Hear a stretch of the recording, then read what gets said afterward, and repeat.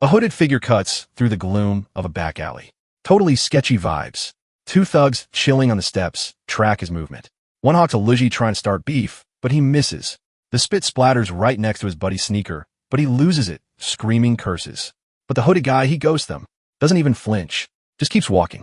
This is the studio district. It's loud. It's nasty. And it never sleeps. Just pure urban decay 24/7. And hidden in this mess is a microscopic 180-foot rooftop shack. Home sweet hill. Our guy stares at his dinner. Instant ramen. Again, total despair.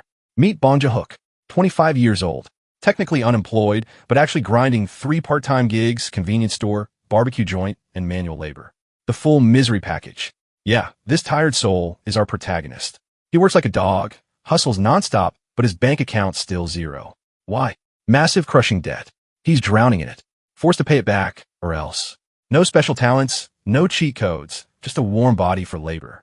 No bright future, no hope. He's dwelling on his pathetic bottom feeder existence. When suddenly, boom, a holographic screen pops up. Awakened. He freezes mid-slurp. Noodles dangling from his lips like an idiot. Pure shock. Eyes bulging. Cold sweat dripping. The burning hot soup snaps him back to reality. And splash. He drops the bowl. Ramen everywhere. He screams, totally losing it. Not excitement, terror. Usually, awakening is the ultimate golden ticket. A chance to hit the jackpot and pull a total life reset. Better odds than winning the Powerball. But here's the kicker. You can spend the cash if you're dead. The towers are death traps. Monsters ripping you to shreds. Standard. You could freeze to death, burn alive, or choke on poison gas. Not to mention hidden traps waiting to crush you flat. Juk isn't a hero. If he sees trouble, he looks the other way. He dodges danger like the plague. The guy won't even walk near a construction zone. Safety first, always. He knows he's a nobody, a bottom feeder. He survived 25 years by being invisible. And now the universe says, congrats, you're an awakened. He doesn't buy it. Obviously, he thinks he's hallucinating from exhaustion. Just a dream, right? He whispers status window. And it's real. Affiliation. Black Tower Korea, level 1. Trait summon. He has 1 summon slot open. The skill tree, targeted summon, random summon, and dismiss, plus a daily tower entry pass, and an inventory system. Seeing the grid, the denial fades. This is actually happening in this world. Traits define you. You got the classics. Swordsmanship, spearmanship, shield arts, archery, martial arts, even crazy stuff like gigantification or healing. Then there's summoning. Usually, that means controlling spirits, phantom beasts, or golems. Maybe even demonic beasts. Basically, you're the commander of a personal monster army. Ju-hook starts wondering what kind of beastmaster is he destined to be. Time to test the powers. He strikes a dramatic pose, channeling his inner anime protagonist, and yells, summon crickets. Absolutely nothing happens. Cringing hard, he tries again. Random summon. Still 0. It hits him. Duh. Skills only work inside the tower. That's rule number 1. You can't cast magic in the real world. Outside the tower, players are just regular civilians with a fancy menu screen. Every keyboard warrior on the internet knows that. He feels like a total case closed. There's no way a skill activates out here. Impossible. Unexpectedly, ping.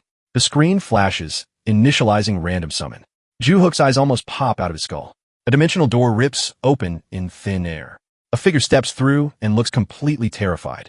Eyes wide, sweating bullets, jaw on the floor. The summon guy is panicking, totally confused about the teleportation. Wait, it's a dude, not a monster, a human. The guy stammers that he's 100% human and snaps a weird salute. Ju-hook's brain breaks. He just successfully summons something outside a tower. And not a cool dragon, but a living, breathing human being. Suddenly, the summoned guy sniffs the air. His eyes lock onto the spilled ramen. Can I get a bite? He pleads. Ju-hook, too stunned to argue, mumbles, sure. The redhead grabs the bowl like it's gold.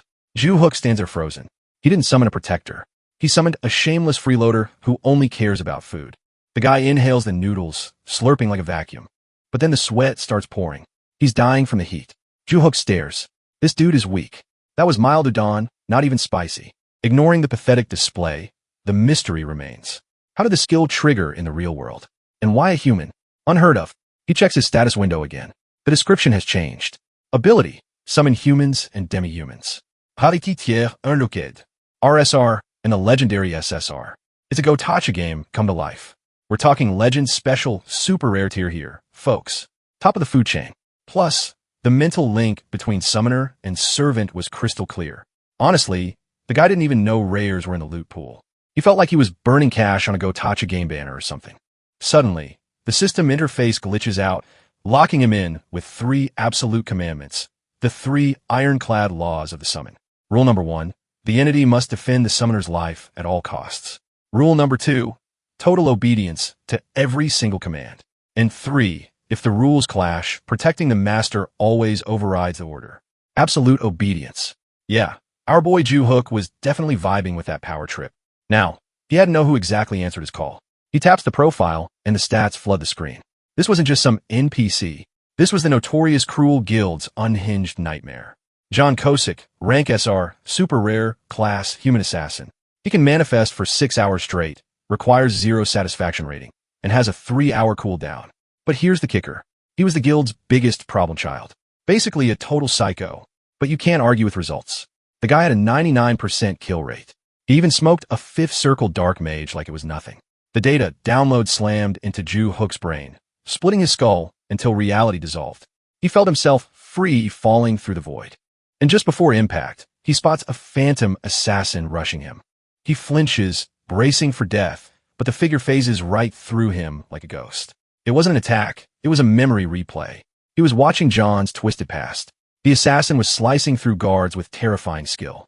But then things got weird. He was wrapping their severed heads in red ribbons like twisted little birthday presents. No wonder they called him insane. Suddenly, John glances over his shoulder. Even monsters bleed. His death came from one mistake. He tried to ambush the Empire's strongest swordmaster in his bedroom. Big mistake. Before John could even twitch, he was sliced cleanly in half. That was his game over. Snap back to reality. A voice whispers right behind Ju-hook and LT, Unk and GT, his ear, asking him what's on his mind. Ju-hook jumps out of his skin. He trips over his own feet, flailing wildly before crashing to the floor, screaming. John wasn't trying to kill him. He was just politely asking for orders. Ju-hook forces his heart rate down, remembering the system's promise. The summon creates 0 threat and obeys absolutely. He takes a shaky breath to test the waters and orders the assassin to trash the ramen pot and wipe down the table. In a blur, John executes the command. Ju-hook voltschis, stunded. The guy is fast, efficient, and silent. He literally did exactly what was asked. Time to push the limits. He asks if crazy requests are off the table. John just shrugs. He follows the summoner's word no matter what. So Ju-hook goes for the ultimate disrespect. He tells the deadly assassin to bark like a dog. John freezes mid-wipe. Juk starts sweating bullets. Did he just trigger a former S-class killer's ego? This guy was a legend. His pride should be massive. Ju-hook braces for a snap, but John barks happily like a golden retriever.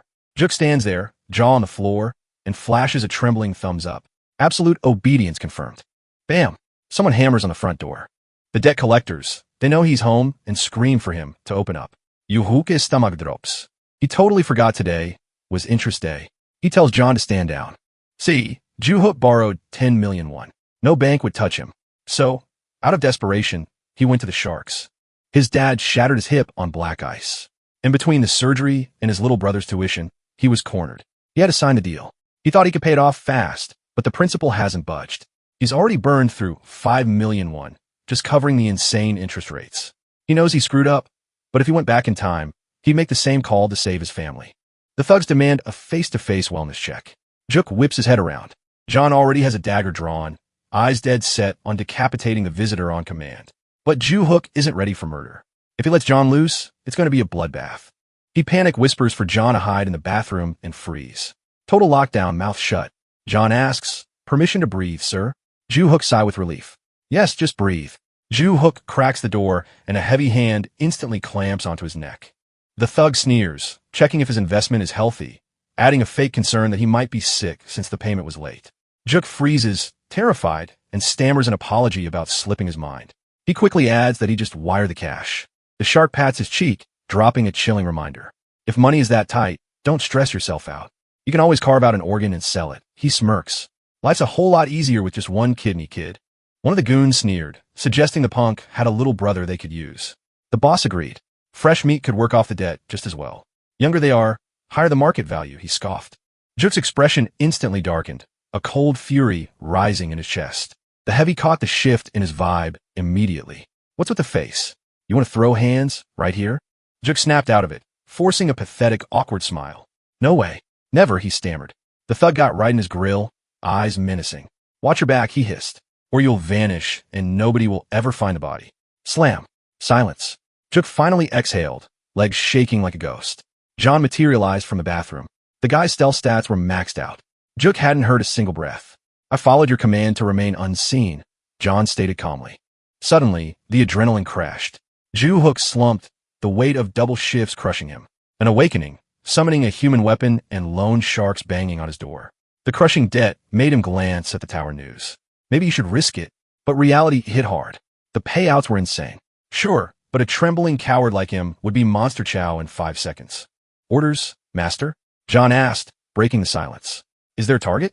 Do you wish for me to return to the void? He offered to unsummon himself. Actually, John tilted his head. Can I watch the tube? Ju-hook blinked. How did an assassin know about TV and ramen? Whatever. Go for it, he mumbled.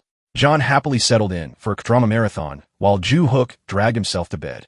Drifting off, Ju-hook realized something weird.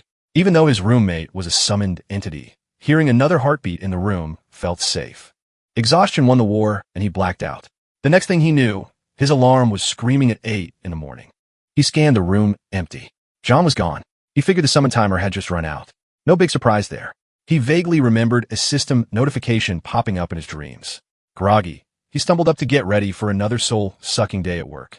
He was zoning out while brushing his teeth when the TV blared. Breaking news. Something about a massive incident in Jongnogu, Seoul. The anchor's voice was grim. The entire Smile Cash office. That illegal loan shark den had been wiped out in a brutal bloodbath. 3 victims decapitated, the reporter said. Clatter. Ju-hook's toothbrush hit the floor. The killer left a signature. The severed heads were wrapped in bright red ribbons. John, the realization, hit Ju-hook like a freight train. He turned ghost white. He hadn't just summoned a fighter. He had unleashed a certified high-functioning psychopath. The Smile Cash massacre was trending everywhere. Crime scene photos showed bodies swimming in their own blood. One guy's finger snapped backward, and those heads displayed like twisted birthday gifts. Ju-hook spirulite. Panic clawed at his throat. He was an accessory to murder. If the cops traced this back to him, he was cooked. He tried to deny it, but the style was undeniable. That was John's handiwork. Later, scanning items at work. Reality warped. A loan shark's ribbon-wrapped head seemed to roll down the checkout counter, waiting to be scanned. His brain was frying. All he could see was that headless torso clutching its own gift-wrapped skull. The hallucination was so vivid, he scrambled backward, crashing hard into the display shelf behind him. Whoa, you good, bro? A customer asked, looking concerned. Sorry, I'm sorry, he blurted out, frantically, ringing up her items. He was a mess. He couldn't function like this. He needed a mental health day. He called out of all his gigs for tomorrow, sighing heavily. Was his debt really worth people's lives? Back in the safety of his room, he pulled up John's profile in the catalog. Title, The Cruel Guild's Crazy Assassin. Rank, Super Rare. Class, Human Assassin. Duration, 6 hours. No satisfaction rating yet. Cooldown, 3 hours. Logically, he knew the system prevented friendly fire, but staring at those stats gave him the creeps. He hit the summon button, but a pop-up blocked him. Please rate your experience with John to proceed. This wasn't Uber. He told the guy to watch a soap opera, and the dude went out and committed a triple homicide. Unauthorized. He wanted to slap a 1-star review on him for being a loose cannon. He was furious, ready to flip the screen. The burr, but he paused. Giving a 1-star rating felt too savage, even for a killer. He remembered his mom's struggles as a water purifier coordinator. Ratings were life or death. He couldn't be a Karen. He clicked 3 stars. Empathy won out. The moment he submitted the rating, the air shifted. John materialized in the room. 3 stars. John beamed, looking genuinely touched. Thank you, master. I'll grind even harder next time. Looking at that puppy dog face, you'd never guess he was a butcher. Ju-hook decided to rip the Band-Aid off. Did you zero those guys? The ones who broke in here? John puffed out his chest. Handled them last night. Trash taken out. Ju-hook gasped, the air leaving his lungs. Hearing the confession out loud was terrifying. He was rooming with a serial killer. Nausea roiled in his gut, heart hammering against his ribs. He forced himself to breathe. He can't hurt me. System rules. How? Ju-hook whispered, voice trembling. You didn't even have an address. John tapped his own temple, grinning. Mark of pursuit, he said casually. Tag those bastards the second they stepped over the threshold like it was just a video game skill.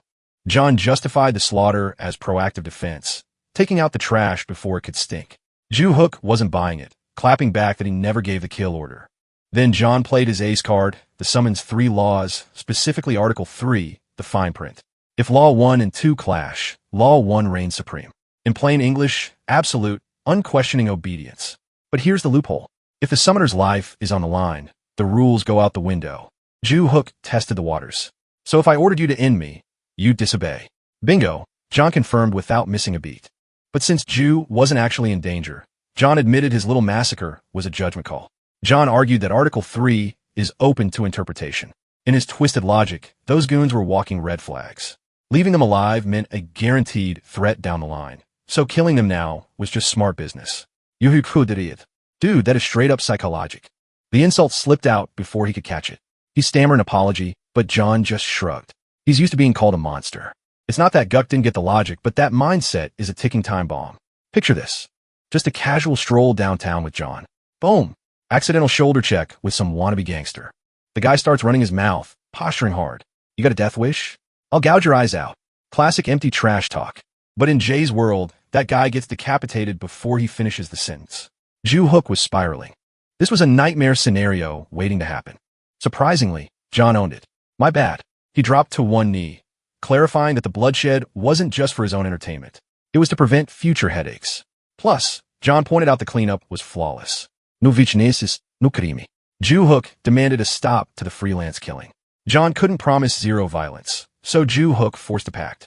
Only engage if there is literal steel against my throat. No more killing based on vibes or hunches. John vowed to exercise better judgment, his voice booming with manic energy. Deal sealed. Ju Hook tried to dismiss him, but John threw a curveball. So, are we ignoring the tower? Ju Hook froze. He knew the tower was the golden ticket, a one-shot lottery win to change his life. But terror gripped him. It's a meat grinder in there, he deflected, asking if John had served another master before. Indeed, John reminisced. A warrior, true steel, absolutely fearless. Juk felt small. Someone out there was using these powers to actually save the world. I don't have the guts, he admitted, bracing for the mockery. John opened his mouth to speak. Ju Hook cut him off. I know, I'm a pathetic coward, but John shook his head. Incorrect. You are the superior summoner. John dropped some wisdom. Safety is the ultimate virtue. Bravery, that's poison. Heroes get people killed. If you die trying to be a hero, I'm stuck in the void too. Let me handle the filth and blood. You stay safe. Live long. That night, Ju Hook tossed and turned. The conversation replaying in his head like a broken record. To climb or not to climb. He decided to fold. The hero life wasn't his vibe. He'd just be grateful for surviving. The gangsters were gone. The debt erased. He planned to work a boring, safe 9-to-5. Keep his head down, work hard, and survive. Then reality rang. His dad's number flashed on the screen. Dad checked in on the rehab, then dropped the hammer. They needed to transfer to a major hospital. Expensive. And Mom, she just lost her job. Don't stress, son. His dad lied through the phone. Just calling because we haven't heard from you. He promised to visit soon. A family meal to pretend everything was fine. Take care of yourself. Click. Ju Hook stared at the phone. Then he silently strapped on his safety gear. Just a peek. He lied to himself. First floor only. Quick scout mission. In and out. If it gets hairy, I bail immediately. He cleared his schedule anyway. Might as well use the free time. Time to summon. But wait, did he really need to bring that lunatic John? Maybe he could roll the dice again. Pull a legendary special, super rare unit this time. Access denied. Random summon locked. Cool down. 28 days, 11 hours, 8 minutes, and 37 seconds. A whole month. He had no idea the cooldown was that brutal. Stuck with the psycho it is. He hesitated. Did John know he tried to replace him? Avoiding eye contact. He mumbled. We're hitting the tower. John beamed. Finally. Look at that bravery. Whoa. Cancel that. You hook paniqued. No bravery here. Just dipping a toe in. Understood. John pointed at Ju Hook and LT. Unk and GT. S pathetic safety gear. Ditch the trash. I am your weapon. Your hunting dog. I'll handle the slaughter, John promised, eyes gleaming. You won't even have to lift a finger. Ju Hook locked eyes on the interface. Target, Korea, Black Tower, floor 1. He smashed the confirm button. Gravity just vanished. Freefall kicked in, tearing a scream from Ju Hook's throat while John clung to him for dear life. Reality dissolved into a neon blur. Ju Hook plummeted through a digital vortex. Code and light streaming past like a warp jump. His face drained of color. Eyelids clamped shut as the data stream violently dragged him down. John and LT, Unk and GT, S grip tightened, anchoring him as they hurtled into the abyss. Then slammed solid ground. Juk opened his eyes to a total wasteland. His stomach lurched, and he violently emptied his guts on the dirt. John just watched. "You'll adjust," John deadpanned. Without missing a beat, he marched out of the safe zone, leaving the rookie to catch up. Ding. The system interfaced with Ju Hook's body, surging him with a sudden stat boost. Combat skills unlocked. Level 1 or not. The power coursing through his veins was undeniable. He finally felt like a player. He flexed, feeling surprisingly swole. The objective flashed. Defeat 5 tough skin fatty grubs. Time limit 2 hours. Current kill count 0. The stakes, death or a humiliating forfeit. No pressure. John spotted the targets. Ju Hook remembered the wiki. Floor 1 is basically a tutorial level. These fatty grubs were literal meat shields. 0 damage output, but tanky as hell with indestructible hides. Basically walking bullet sponges. It usually took other players 30 minutes just to chip one down, but Ju Hook was hyped. He stepped up, ready to grind. John shot him a skeptical look. "Master, is suffering really necessary?" John asked. Ju Hook ignored him, stepping forward, then froze. He forgot a weapon. He whipped around to borrow a blade, but the grub was already looming over him, casting a massive, squishy shadow. Ju Hook's soul left his body. He spun toward his companion, eyes pleading. "John, assist." John nodded. Wise choice. Blur of motion. John vanished, reappearing instantly to blow the monster's head apart. One shot. He didn't stop, rushing the rest. "Stay back." Dual daggers materialized in Jay's grip, a manic grin on his face. He unleashed a flurry of throws, tagging multiple grubs. All at once, he snapped his fingers. Blood explosion. The marked targets detonated in a fountain of gore. Instant squad wipe. Mission cleared. The loot dropped. 100 magic stones. And then the ranking flashed. S+, that insane clear rank unlocked a platinum badge. Ju Hook stood there in euphoria, realizing this was actually broken level easy. He was already mentally spending his future fortune, but he had no idea that across Korea, the glitched ranking was going viral. In gyms, in clubs, on phones, every player's interface lit up with the same anomaly, a global notification. While the world panicked, Ju Hook unlocked floor 2 and warped out of the tower, teleported back to reality. The transition nausea hit him again. Harder this time. He glanced at the clock. 5 minutes total. John gave him a thumbs up. "Good work. You hook blinked. I literally just stood there." "Exactly." John confirmed. Best strategy. Ju Hook recalled horror stories of rookies exhausted after beating one grub. Meanwhile, he just speed ran the whole floor. It felt like cheating. He inspected his loot. A real magic stone. The lifeblood of the modern economy, glowing right in his palm. Market prices had crashed since the early days, but it was still decent cash, roughly 50,000, one for 100 grams. It had been 20 years since the towers manifested, so everyone knew the basics. Magic stones were common knowledge, but a platinum badge, that was unheard of. Still, Ju Hook was buzzing. 50,001 in 3 minutes. That's an insane hourly rate. John immediately went to binge watch his dramas. Ju Hook ordered delivery, treating his carry. John sniffed the air. Spicy jockball. Ju Hook shook his head. Regular. John claimed he couldn't handle spice, yet he was practically inhaling the spicy aroma. Turns out the guy had 0 spice tolerance. John devoured the food, thanking him with that weird stiff formality. "Why do you talk like that?" Juk asked. John explained his speech patterns, ending sentences with sumda. It was a habit from his last summoner. A long-term gig. Juk nodded slowly. "Sounds like baggage from a toxic ex or ex-summoner in this case." "I can change it if it bugs you," John offered. "Nah, keep it. It's got character," Juk replied. One thing was clear now. The tower wasn't a death trap. It was a gold mine. The next morning, Ju Hook uploaded his new schedule. The alpha male daily routine, day job, convenience store grind. Sitting at the charcoal grill spot under the nightlights, he makes a call. Screw the side hustle. That dead-end labor job history. Instead, he's going Allen on the tower grind with John. He summons his ace, John, who's fresh off receiving another 5-star review. Honestly, if Juj could break the scale and drop a 10-point rating, he'd do it in a heartbeat. John beams, clearly vibing with the praise. He asks if the ratings actually matter that much. John breaks it down. The higher the clout, the better the perks. We're talking longer summon duration, rank boosts, and obviously getting that priority hotline bling. They step onto the second floor of the Black Tower. Mission parameters. Squish 10 quick-witted fatty grubs. The clock is set to 2 hours and the scoreboard currently reads 0 out of 10. 1 death, 1 forfeit, and it's game over. Juch instantly realizes these aren't your average bugs. They're glitchy, fast, and darting everywhere. Panic sets in. What's the play here? He asks. John doesn't even flinch. Don't sweat the strategy. This is a 3-minute speedrun. He promises to wipe the floor with them, drop Juch off at home, and celebrate with a feast of fried chicken and cold beers. Flash forward to the crib, and John is already thanking him for the meal. The man literally deleted those quick-witted fatty grubs in seconds. Juch shakes his head. Pura insanity. Floor 2 cleared. Level up achieved. The loot, a massive 200G magic stone. But then the notification pops.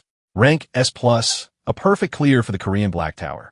The system rewards him with a shiny platinum badge.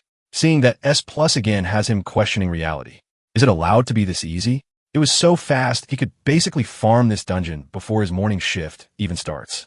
Next day, it's time to raid the 3rd floor. New targets, 10 ice-cold fatty grubs. John notes his landing mechanics have sharpened, and within minutes, they absolutely crush the 3rd floor mission. Reward, 300G magic stone. Rank, another S+ clear for the Black Tower Korea server. Another platinum badge added to the collection. The 4th floor, same story. 5th floor, total domination. He's sitting on 5S+ platinum badges, and that unlocks a major achievement. The reward is a game share, awakening trade enhancement. The buff, his simultaneous summon cap, just doubled to 2.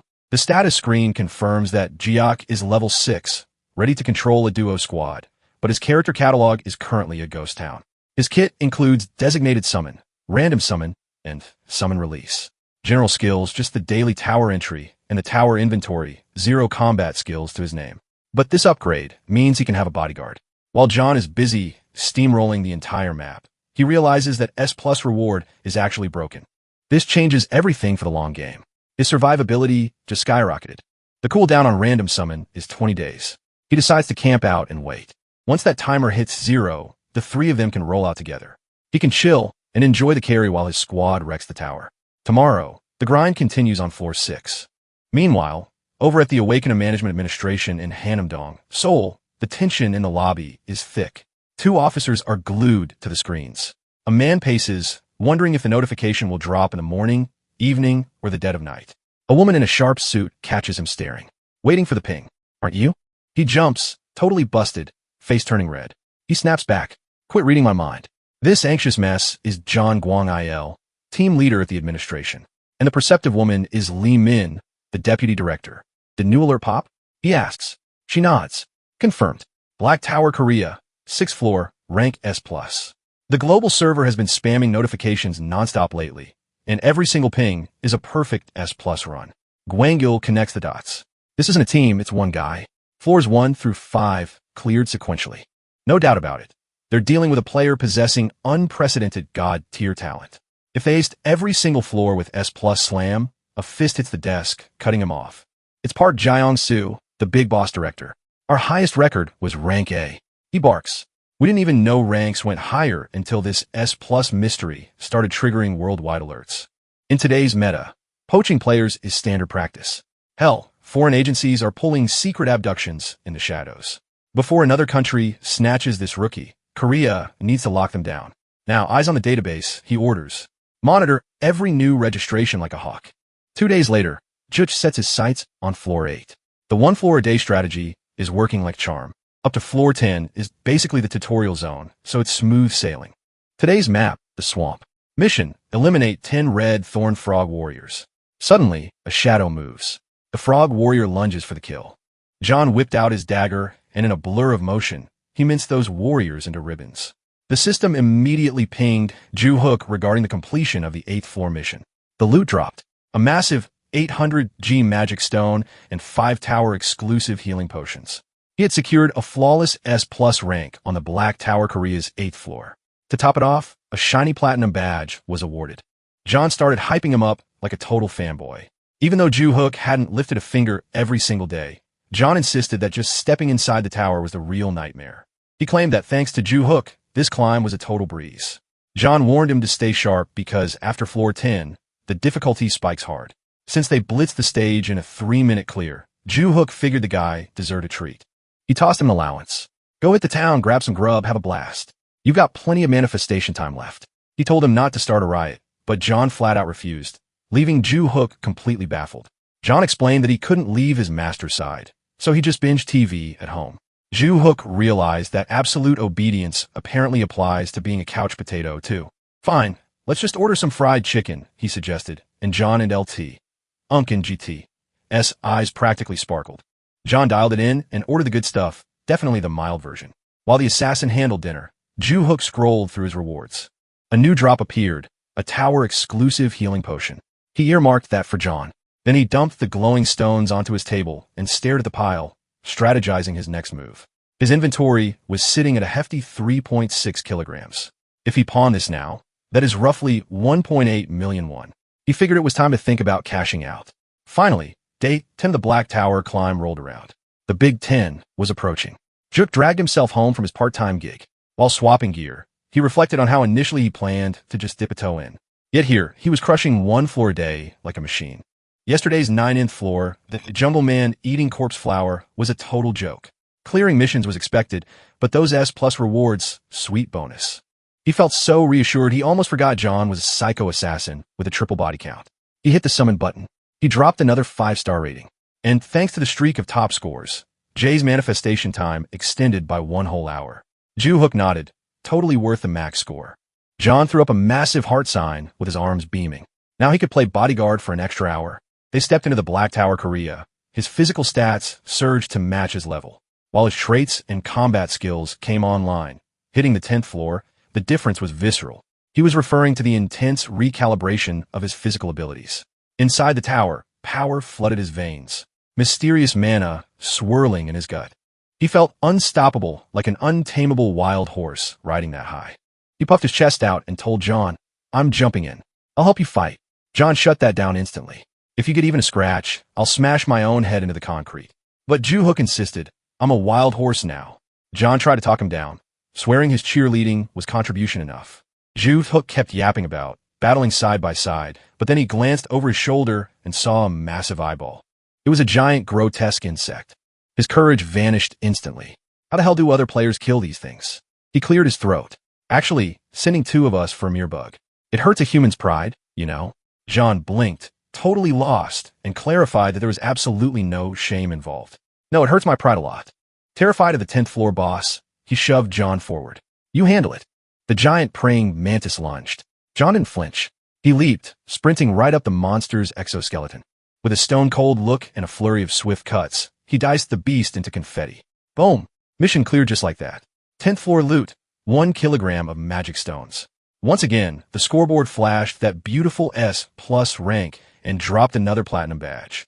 John walked back, calm as ever. Mission complete. Master 11th floor unlocked. They warped out of the Black Tower. With that fresh 1 kilogram haul, he was holding a total of 5.5 kilograms. He got a perk at 5 platinum badges. So hitting 10 mint, as expected, he unlocked another sweet upgrade. He rubbed his hands together. The perk copy 1 skill from summoned entity. The menu popped up. Blade Explosion, Shock Break, Vile Ambush, Poison Dagger, Shadow Step, Disruption, Stealth, Invisibility, Polymorph. John peeked over. "Master, it has to be Shadow Step." "Zero doubt." Ju-hook looked puzzled. "Shadow Step?" John nodded aggressively. "For the skill copy, don't even hesitate. You have to take Shadow Step." Ju-hook raised an eyebrow. "Why that one?" "It is perfect for fleeing," John said earnestly. "If things go south, you can bail out fast and silent." Ju-hook scowled, actually offended. "Seriously, do I look like the type of guy who would just abandon his crew just to stay alive in solo mode?" He locked in Shadow Step. He figured in a real brawl. Insane footwork was the ultimate meta. It goes back to that old saying, footwork isn't just a skill.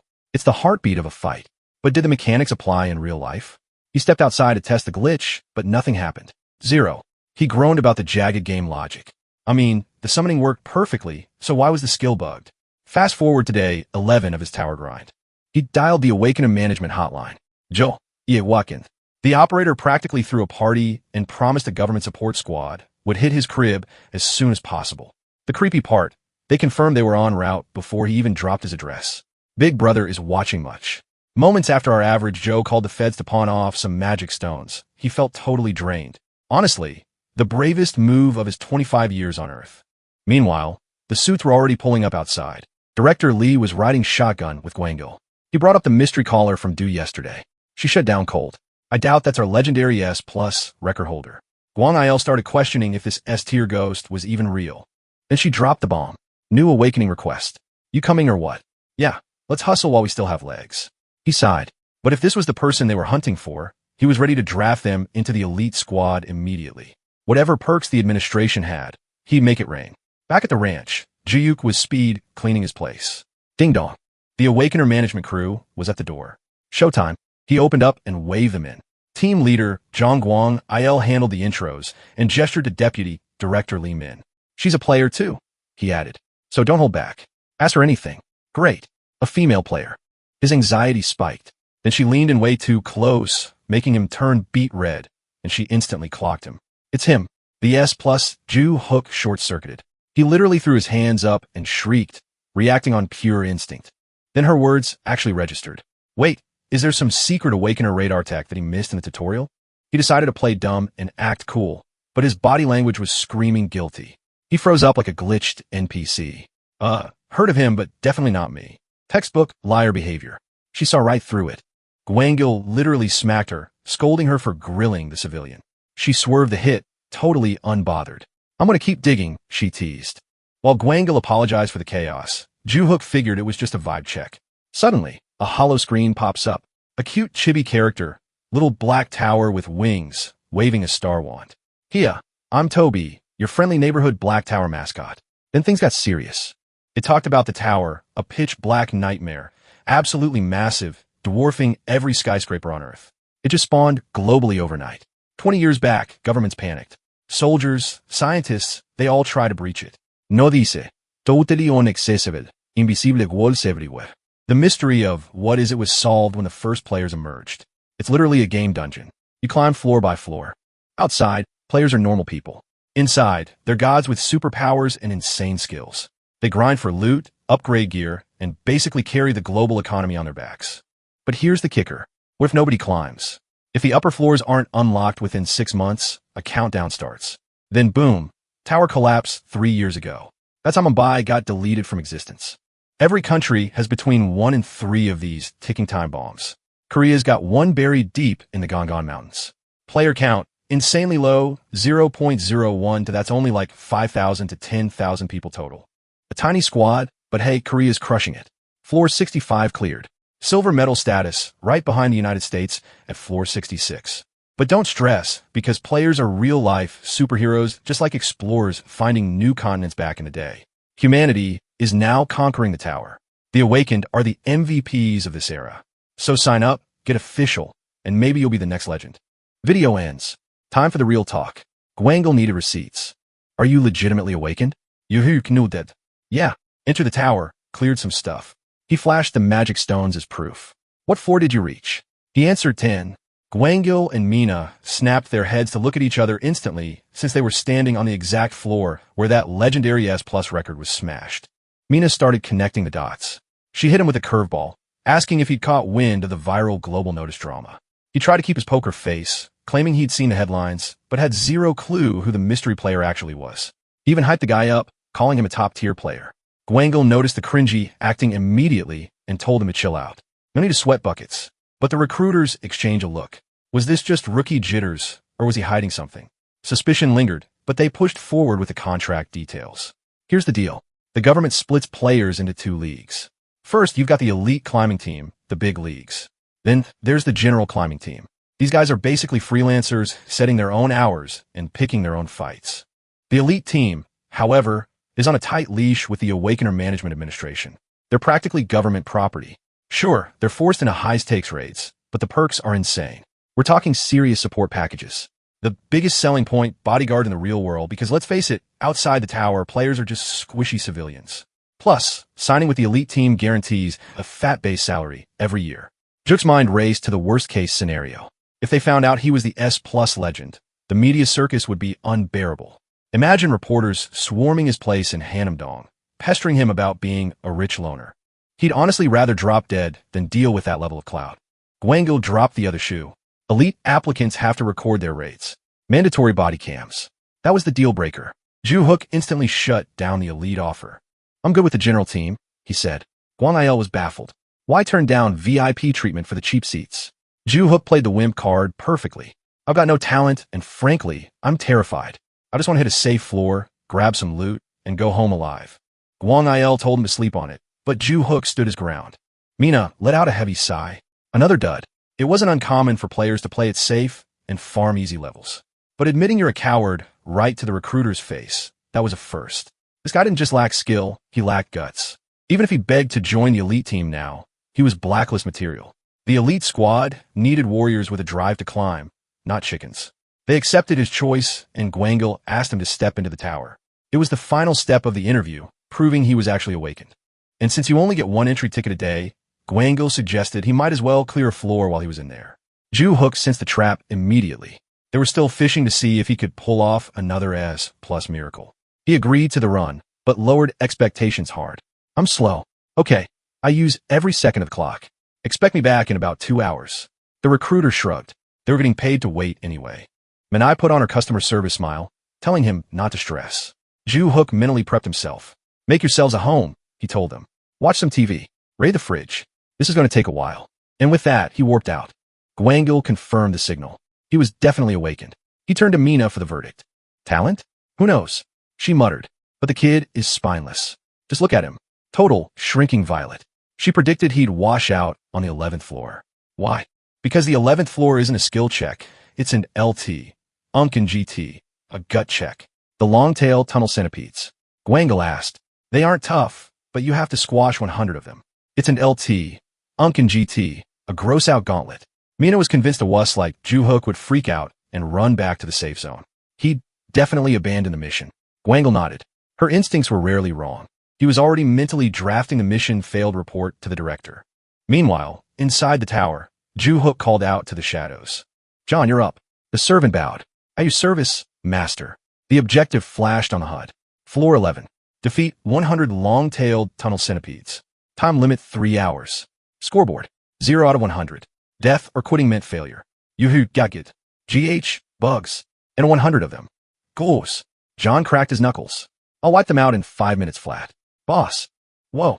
Easy there. Ju Hook stopped him. We need to drag this out. Burn at least an hour. No S+ records today.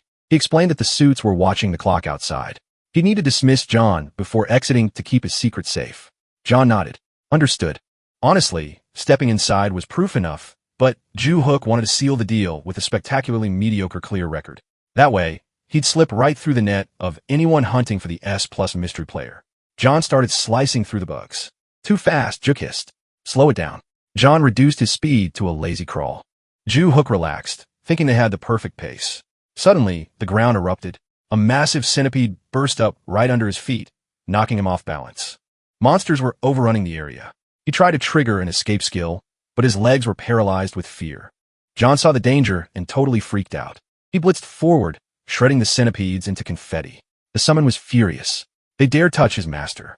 He annihilated them instantly, but Ju Hook panicked. John was moving way too fast. Slow down, you begid. Nerf yourself.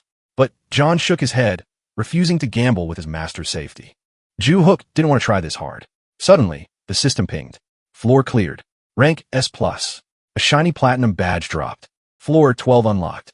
As he teleported out, Ju Hook's face was a mask of pure, unadulterated meh. 5 minutes on the clock. Mina checked her watch, figuring the newbie had already quit. Then the impossible happened. A holographic notification shattered the silence. Black Tower, Korea. Floor 11 cleared. God is plus. Cue Ju Hook strolling out. Mina's jaw hit the floor. Gwangul leaned in. Yo, you okay? She whispered. The second he walked out, that god tier score popped up, but the math wasn't matang. Ju Hook looked grim. Under his breath, he was spiraling. I didn't mean to go that hard. Shadow looming behind him, Ju Hook whispered. No weaknesses. He signaled John. Tie them up now. But John didn't do ropes. He went for decapitation. Ju Hook let out a blood-curdling scream. What are you doing? I didn't order a hit. The severed heads, somehow gift wrapped in ribbons, started talking to him.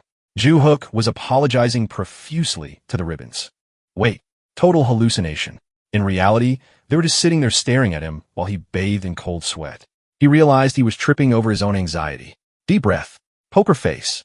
Pull it together. Yuhuk. Gwangul pushed on. Our elite squad needs a beast like you. Ju Hook forced a smile that looked more like a grimace. He was dripping sweat, rambling like a rapper on caffeine, trying to convince them it was all a giant mistake. Probably just a glitch. Someone else cleared it at the same time. He stammered. Gwangul wasn't buying it. With that timing? Unlikely. Juk doubled down, denying reality with every fiber of his being. So not you? Nope. Gwangul sighed, deciding to play along. Fine, since you're awakened, let's talk paperwork. He whipped out a contract, but instead of the standard deal Ju Hook wanted, he slapped down an elite tier agreement. Gwangle grinned. This isn't your average 9 to 5 deal. We're talking next level perks. It's the ultra elite package, unique in the industry. Starting salary 12 billion won plus a luxury pad, VIP treatment, and 24/7 security detail. And the kicker, legal immunity. Basically, he'd be untouchable. Ju Hyuk realized this wasn't a job. It was modern royalty. He was told that currently only one other guy had this deal. The current number 1 in Korea, Yuk Min. Gwangle urged him to look. The nation gives you everything. Ju Hyuk didn't blink. Hard pass. Give me the basic contract or I walk. Gwangle was stunned. Why turn down a golden ticket? You could it. I hate the spotlight. Eyes on me means pressure. Pressure means stress. Stress means my heart explodes. No thanks. They realized he is a terminal introvert. Sure, the tower is fun, but he is only on floor 11 and the future is scary enough without paparazzi. Gwangle read the room and decided to pivot. Okay, basic contract it is. Ju Hyuk knew anyone else would kill for that elite deal and call him crazy. Why not take the cash and coast? Because elite contracts aren't free money. They come with heavy chains. Big perks mean big expectations. Once you sign, you can't just clock out when you're tired. You're forced to raid the deadliest upper floors. Ju Hyuk didn't want that smoke. He just wanted a comfy paycheck, a quiet, easy life. Meanwhile, at the Awakening Bureau in Seoul, Director Park got an update. It contradicted the initial data. Gwangle reported, target is hyper-timid. Zero ambition to climb. Park frowned. And this nervous wreck cleared S+. Gwangle confirmed. Affirmative. The director was baffled. So, he is a powerhouse with the personality of a frightened rabbit. That is unique. Wrong guy. Park asked. Mina shook her head. Impossible. The timing was frame perfect. The director grinned. Who cares if he is shy? Talent is talent. Get him on the elite squad by any means necessary. Gwangle nodded. Mission accepted. Back in the tower, Ju Hyuk was fuming. He was chewing John out, but honestly, pretending to be angry was exhausting. Pull a stunt like that again, and you are done, he warned. Then they stepped into the darkness of floor 12. The objective, slaughter 20 ice, snow icicle, spear weasels. The clock ticking down from 3 hours. Ju Hyuk summoned John with one strict order. Take it slow. John smiled way too cheerfully, which was instantly suspicious. He really hoped the guy would listen this time. A standard clear meant the management bureau would finally stop obsessing over him. But damn, that chill. He packed layers, yet the freezing air bit right through him, colder than he ever imagined. He tried to tough it out, but John noticed his face turning pale. Immediate panic. John asked if he was good, and Ju Hyuk muttered he could handle it. Big mistake. John immediately vowed to speedrun the carnage and get him somewhere cozy. Ju Hyuk opened his mouth to say, I'm fine, and to tell him to chill out. But John and LT, Unkin GT, his shadow was already gone. In Jay's twisted logic, if his master wasn't careful, he'd catch a cold, which John apparently considered a terminal illness. To him, Ju Hyuk was at death's door. Driven by that delusion, John obliterated the monsters in a blur of violence. Ding! System alert. Collecting 15 platinum badges unlocked a special perk.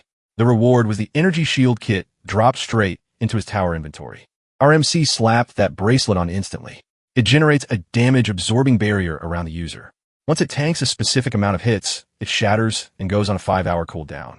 The strength scales with his level, a shimmering barrier wrapped around him, basically invisible full-plate armor.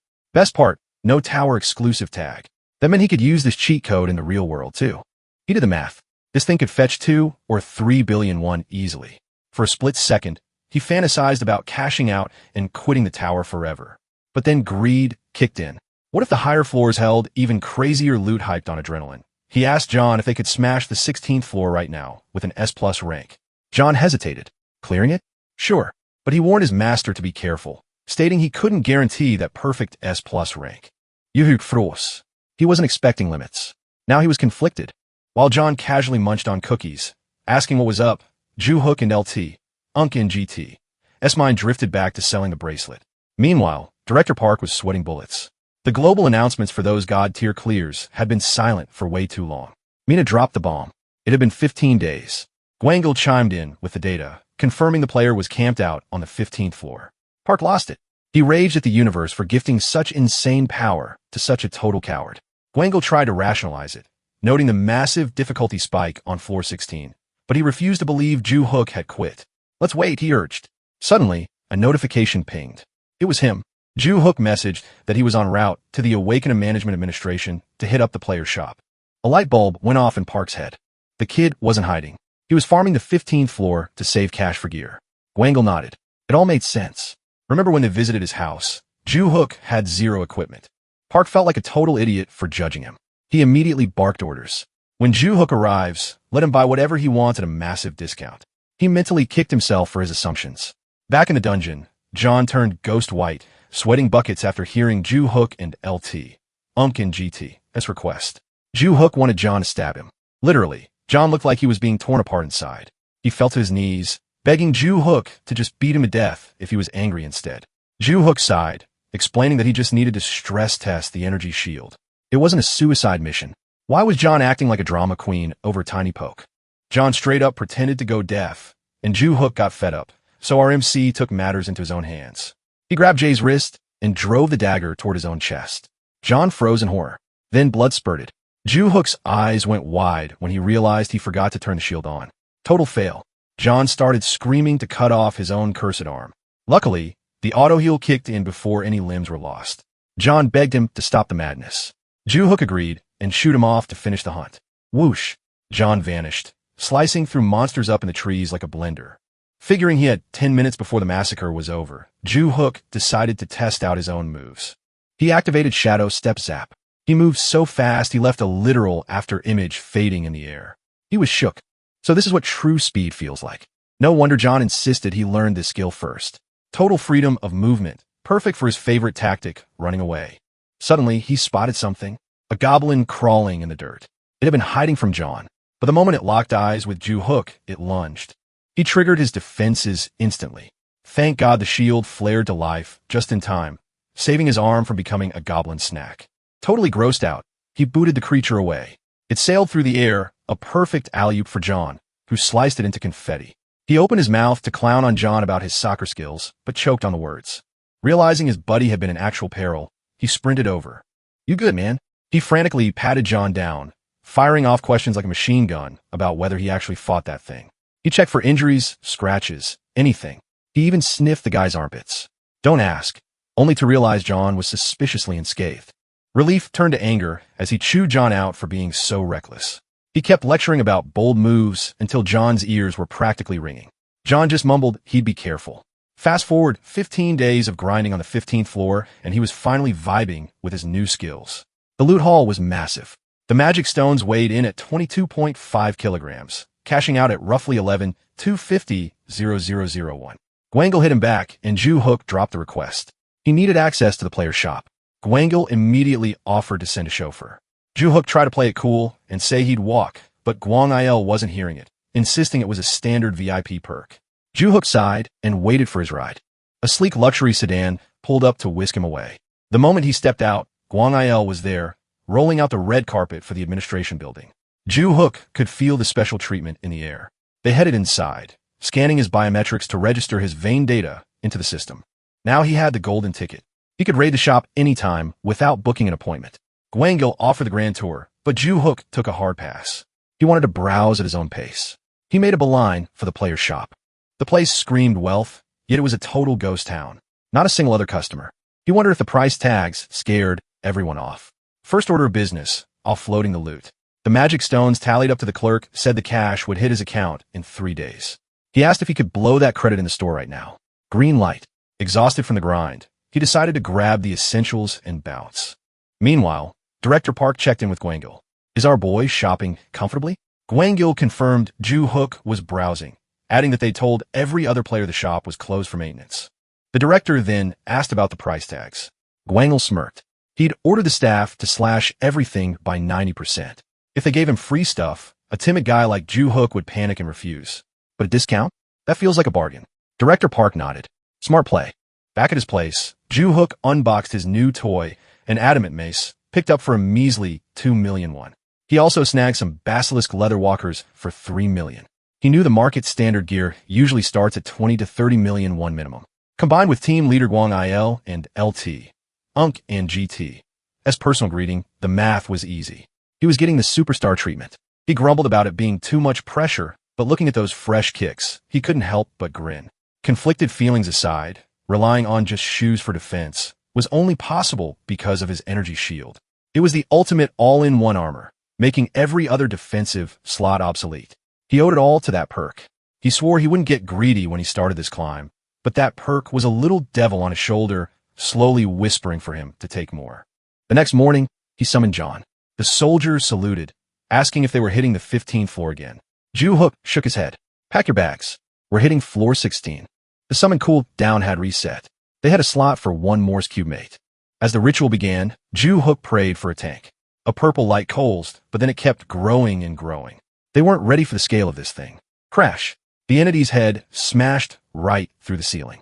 Ju-hook froze, paralyzed, eyes wide, sweat drenching his face, jaw on the floor as the shock wave of fear hit him. His brain scrambled to process, wondering what nightmare fuel he had just summoned. Simultaneously, his heart broke for his security deposit. Cracks in the roof equal bye-bye money. Massive limbs materialized. It was a giant of a man, or maybe a monster in human skin. Ju-hook couldn't tell. John lost it. He drop-kicked the Titan right in the face, screaming at him to sit the hell down. Why him? John wailed. Of all the souls in the void, it had to be this guy. He's ruining my afterlife. He wanted the guy dead, plain and simple. Ju-hook blinked, sensing history there. The giant looked annoyed, muttering that the kick didn't hurt. It tickled. That triggered John. Keep talking. I'll slit your throat and wrap it with a bow. Ju-hook stepped in before it turned into a bloodbath. Enough. One broken ceiling is plenty. He barked the order. John snapped to attention instantly. He told John to back off so he could interview their new teammate. John scoffed. Don't bother. It's pointless. That dude was legendary back home, but for all the wrong reasons. Total airhead status. John immediately starts roasting him, betting the big guy doesn't even know the 3 laws. The giant insists he's got it memorized, so John challenges him to spill it. The man recites. Article 1, total obedience to the summoner. Article 2, prioritize value assessment. And then total brain freeze on Article 3. That's the nail in the coffin. John suggests they just off the guy right now and banish him for 100 days. The poor dude looks like his brain engine is overheating, just trying to process the stress. Ju-hook is floored. He didn't even know that penalty existed. Suddenly, a stat screen pops up. Title, The Dim-Witted Savage, aka the meat shield of the Great Plains tribe. Name, unknown. Rank, just a rare. Class, human savage warrior. Summon time, 10 hours. Cooldown 3. Satisfaction rating is a big fat 0. Ju-hook feels a wave of disappointment hit him, and rank is basically the bottom of the barrel. He honestly considers waiting a whole month just to roll the gacha. He asks the brute for a name, but the guy's got nothing. Total amnesia. Asking about his location, clueless, doesn't even know what the tower is. Our MC is getting frustrated, so he dives into the detailed specs to see what he's dealing with. Boom. Just like with John, vision shifts. He's yanked into the savage's memories, landing smack in the middle of a massive green plain. Flashback. The savage warrior is literally chasing butterflies. A warrior of the Great Plains tribe with a soul so pure he's vibing, just being alive. But don't let the soft side fool you. His stats are god tier. When Giant Plains wolves rush him, he thinks they're just looking for a play date. Accidentally crushes their bones like twigs. He's just too dense to know his own strength. Eventually, a stranger tracks him down, confirming the legends. The guy is an absolute unit. The stranger introduces himself as Ares. He asks for a name, but our gentle giant had already blanked on it. Long story short, this fake hero plays him like a fiddle. Sends him to the front line as a living shield against a boss-level threat, the Hydra. With that tank build, he eats the Hydra's breath attacks and claps back, ripping heads off one by one, totally oblivious that his skin is literally melting off. Brain says protect the squad. Body says game over. The acid damage finally stacks up, and he dissolves into nothing. The comrades, they stand there laughing at him while he dies. Now Ju-hook gets the meat shield title. It hits hard. Tears start flowing. Who cares if the guy isn't a genius? Ju-hook reaches out, ready to welcome him to the team. He invites him to crush the tower together. The big guy reaches back, but his hand is massive. Ju-hook basically ends up shaking a single finger. Time to name him. Options, Yam Min or Go Bang. The guy is indecisive, so Ju-hook tells him to follow his gut. The giant locks and Go Bang. Ju-hook swears he'll give him a happy life. Trust me. Go Bang nods. He's all in, ready to follow orders blindly. Our MC turns to John. We're a squad now, the 3 of us. Deal with it. John looks salty as hell. But deep down, the gears are turning. He tells Ju-hook that Go Bang is the ultimate damage sponge, and he's going to whip him into a lethal weapon. Squad goal set. Ju-hook announces it's time to raid the 16th floor. Go Bang bellows out. Yes, sir. John stomps his foot. Too slow. Go Bang instantly mimics Jay's attitude, which just ticked him off even more. Talk about a dream team. A nervous average Joe, a psychoacin, and a meat shield with rocked for brains. Total recipe for disaster. They stepped into the Korea Black Tower, 16th floor. Stats synced up to their current levels, and combat perks finally unlocked. Juk just prayed they'd survive the grind. The objective, wreck 30 goblin scouts within 5 hours. John barked orders, get that energy shield up, and stay frosty for a shadow step escape. These goblins were nasty snipers with poison darts. A lethal ambush could drop from anywhere. Target acquired on Ju Hook. A dart hissed through the air, but John snatched it inches from his face. Ambush. Ju Hook scrambled behind a boulder while John played defense, deflecting the rain of steel. The barrage was insane. Ju Hook's cover started crumbling under the pressure. Had to be at least 50 hostiles out there. Time to unleash the tank. He ordered Go Bang to take point. The big guy's mood shifted, shaking the earth with every step before launching skyward. John blinked, confused by the sudden charge. Then a massive shadow clipped the sun, forcing him to look up. Go Bang crashed down like a meteor, the impact sending a shock wave that blew the goblin squad away. Even John got knocked back by the blast. Juk watched the carnage and thought, with that much mass and force, this wasn't a fight. It was a massacre. The survivors fire more needles, but they just bounced off Go Bang like toothpicks. He followed orders and deleted them. Juk couldn't process that Go Bang was only rank. His raw combat specs screamed SSR tier. Juk figured the system must have nerfed his rank because his IQ was in the single digits. Back at base, they celebrated with fried chicken. Go Bang was in heaven. Juk hyped him up, telling him to feast. Whack. John slapped the big guy, scolding him to slow down and chew. Yuhuk Sayit. Peace was never an option with these two. Then John took a bite, and his face turned cherry red. The spice level was a critical hit. Ju Hook cracked up some deadly assassin getting roasted by a little hot sauce. Out of nowhere, Go Bang mumbled that the summoner was a good human. Ju Hook froze totally off guard. The giant explained it was because Ju Hook fed him kitchen, which kept him alive. Ju Hook and LT, Unk and GT. S face heated up right in the fields. He stammered that it was nothing. Honestly, he was the one being carried by Go Bang. Smack. John hit Go Bang again. It's chicken, you not kitchen. The thud made Ju Hook flinch. He yelled at John for bullying the guy while he was happily eating. John shrugged an apology, claiming he was just teaching him some vocab. Truth was, he was just salty. Go Bang was vacuuming up all the wings. Next morning, Korea Black Tower, 17th floor. Stats synced up again. Skills came online, ready for round 2. Hitting level 17 felt different. Juk felt a surge of raw energy coursing through him. His pulse raced. It felt like a wild beast was waking up inside his chest. He was itching to brawl, but John cut him off. Newbies get cocky around level 20 and die. He warned, taking point. Go Bang chimed in, promising to protect him too. Stay back. Stay alive. Juk felt tiny, so he just nodded. Objective: 30 goblin warriors, but the YouTube walk thrusts total useless. Seeing them in real life was terrifying. This wasn't a squad. It was a battalion of 90 elite warriors. And for trash mobs, their formation was tactical perfection. The guide suggested a slow grind. When a unit appears, retreat to the safe zone. Wait for them to split into patrols of 3. To avoid drawing aggro, lure, eliminate, rinse, and repeat until the counter hits 0. Boring. Juk didn't have time for that cheese strategy. He signaled Go Bang, go loud. Go Bang let out a primal roar as his buffs kicked in. With his tank on the field, Ju Hook figured they could speedrun the 20th floor easy. Wipe them out, he commanded, already dreaming of his next loot drop. Go Bang charged like a freight train. The goblin general shrieked. Shields up. Spears flew, but they just snapped against Go Bang's indestructible hide. He smashed into their line, sending goblins ragdolling through the air to face plant into the dirt. Juk watched the carnage. Impressed. Tactics are cute when you're evenly matched. But comparing Go Bang to these goblins was like throwing bicycles at a main battle tank. The system pinged a notification. The system screamed perfection. Floor 17 of the Black Tower. Obliterated. Rank S++. The reward? A shiny platinum badge. While our MC vibed with the loot, John clocked his reaction. A mix of shock and a sting of disappointment hit him. Next stop, floor 18. Mission objective: wipe out goblin assassins.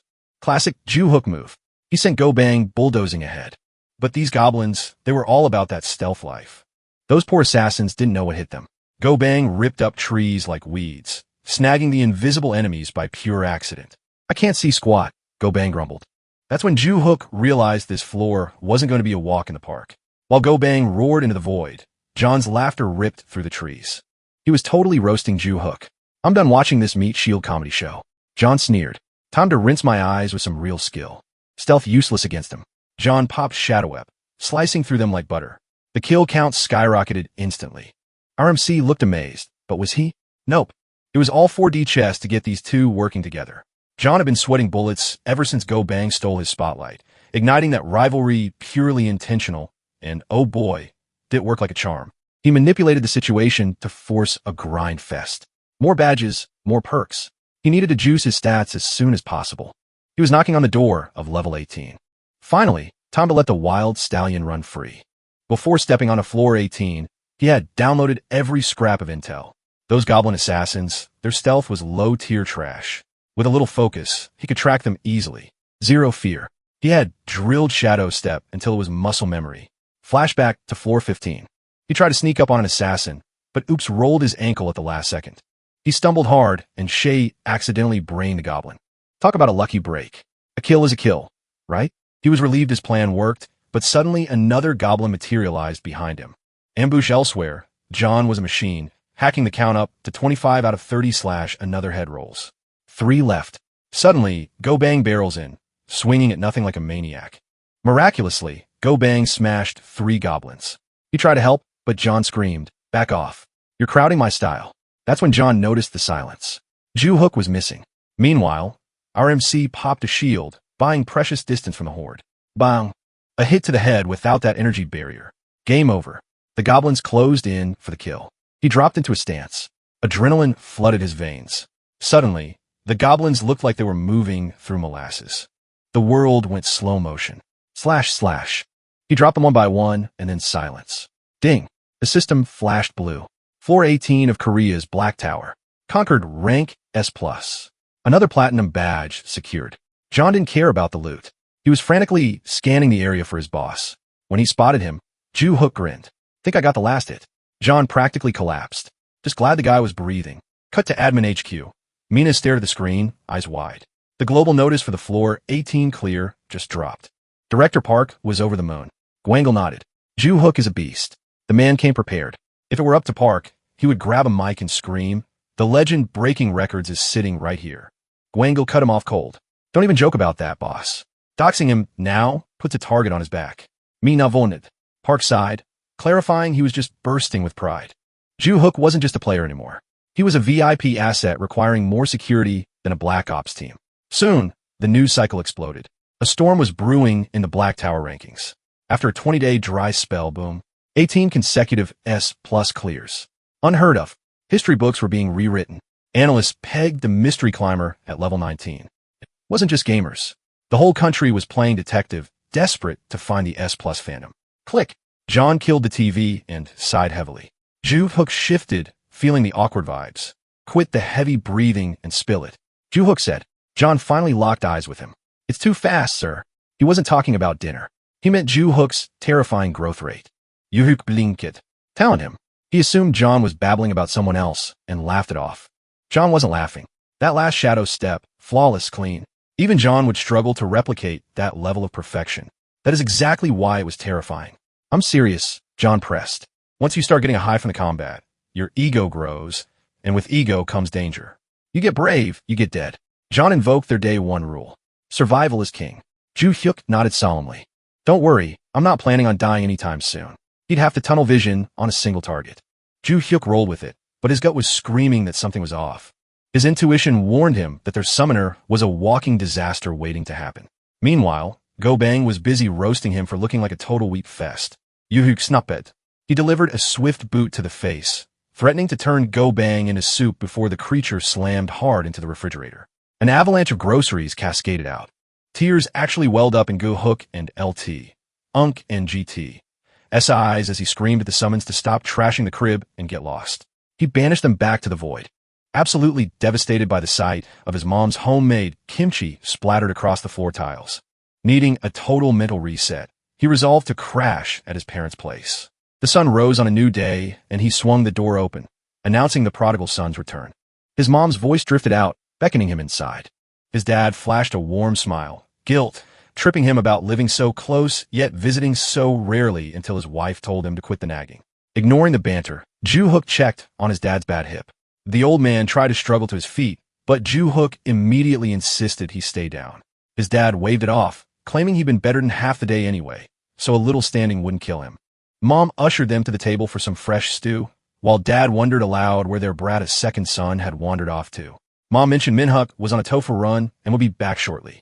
As they dug into the food, Ju-hook casually asked if things were tough financially. His mom brushed it off, promising she'd snag a new gig soon, while his dad told him to stop stressing about